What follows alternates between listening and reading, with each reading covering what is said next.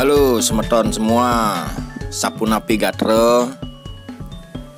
Apa kabar kalian semuanya? Baik-baik saja saya harapkan ya. Oke, kali ini saya akan menaburkan garam non yodium di media media tanam pohon sandigi saya.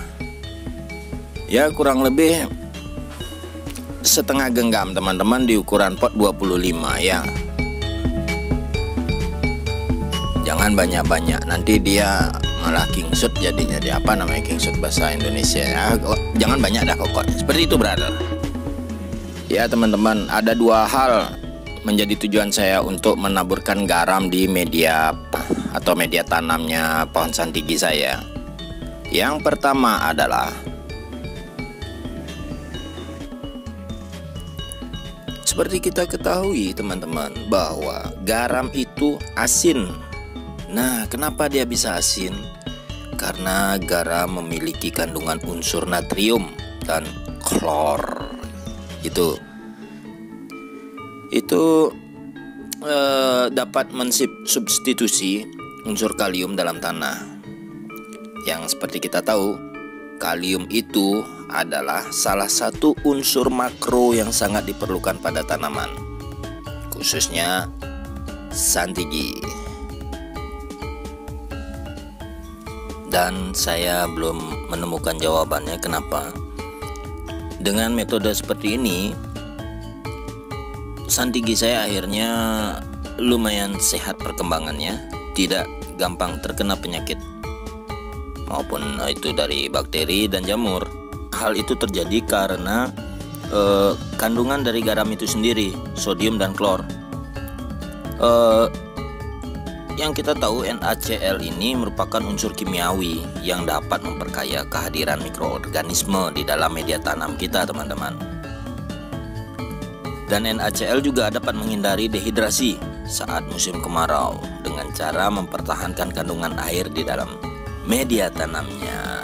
Dan selain itu juga dibantu oleh pasir malang.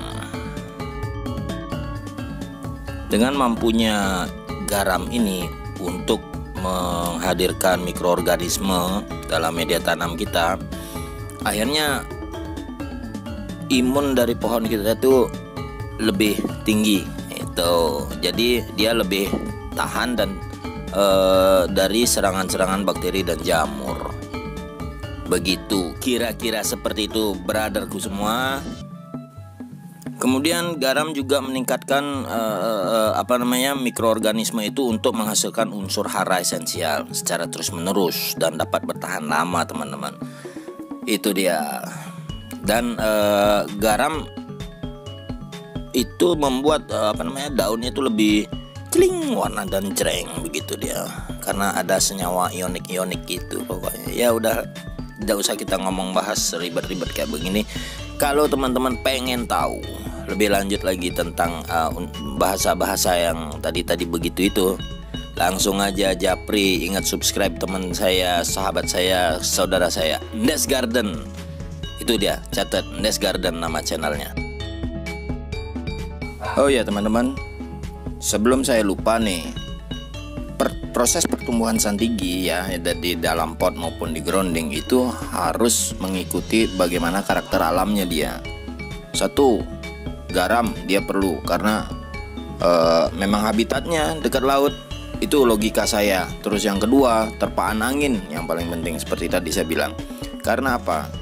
Terpaan angin itu memberikan gerakan pada dahan-dahan atau ranting-ranting pohon sandigi, dan itu menimbulkan gerak peristaltik pada ranting itu untuk membantu menghantarkan makanan, begitu brother. Jadi tidak hanya semata-mata media tanamnya saja, hembusan angin juga harus kita perhatikan. Hei, gimana? Susahkah untuk memelihara sandigi? Tidak teman-teman, yang penting kita tahu karakter hidupnya dia di habitat aslinya dia. Itu kita buat sekarang, kita buat seperti di habitat aslinya teman-teman. Seperti apa dia di sana. Dan hamparan cahaya matahari itu sangat bagus bagi sandigi.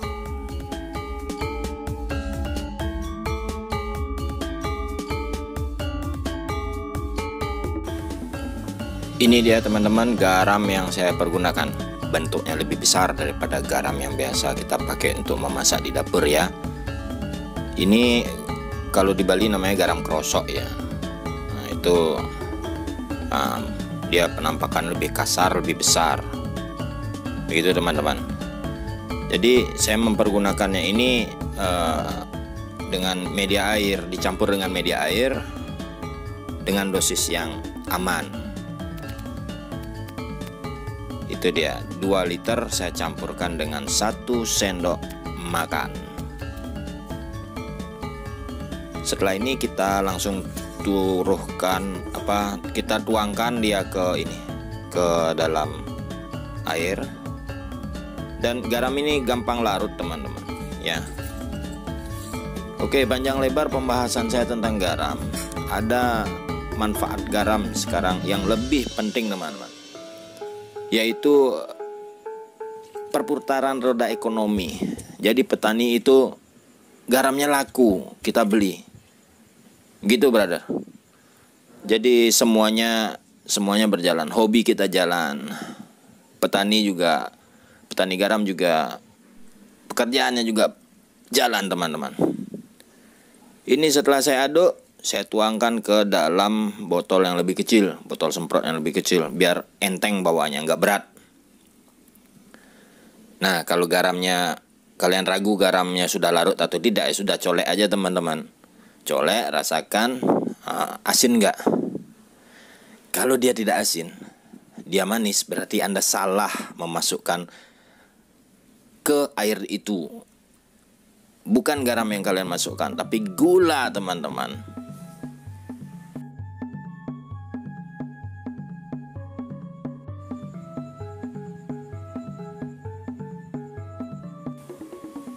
Ya, sekarang kita akan melakukan proses penyemprotan. Itu dia yang kecil ya semprotannya. Kalian tidak harus ikut pakai semprotan yang warna merah muda begitu. Yang lain juga boleh ya. Oke, disemprotkan dengan cara yang itu tuh spray yang sangat menyebar teman-teman. Jadi seolah-olah dia seperti embun. Ya gitu dah. Ini kayak di video nih. Seperti itu dah. Kita semprotkan merata ke daun dan pohon ya. Itu dia di sana. Nah, ini penyemprotan daun dan dahan atau batang pohonnya itu untuk menghindari atau mencegah bakteri-bakteri berada. Ya, lebih baik kita mencegah daripada mengobati. Risikonya tinggi kalau mengobati teman-teman.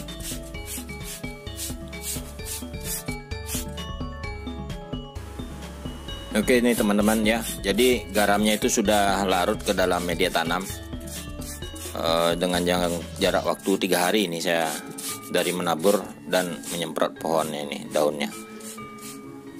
Kalau untuk menaburkan garam itu saya lakukan dalam 1 bulan itu sekali. Dan menyemprot dengan air garam pada batang dan daun santigi ini ya kurang lebih ya 2 kali dalam sebulan teman-teman, untuk tindakan pencegahan. Ya, ini semua saya siram, saya semprot gitu. Tapi saya tidak menyemprot kembali ke media tanamnya biar tidak overdosis dia. Itu teman-teman. Nah, jadi yang saya amati itu tunas-tunas baru itu semakin tumbuh dan cepat. Selain dari penyemprotan ini, faktor-faktor lain juga mempengaruhi, seperti ya tadi yang saya katakan itu adalah dihembus angin, dipapar sinar matahari, dan komposisi dari media tanamnya itu sendiri.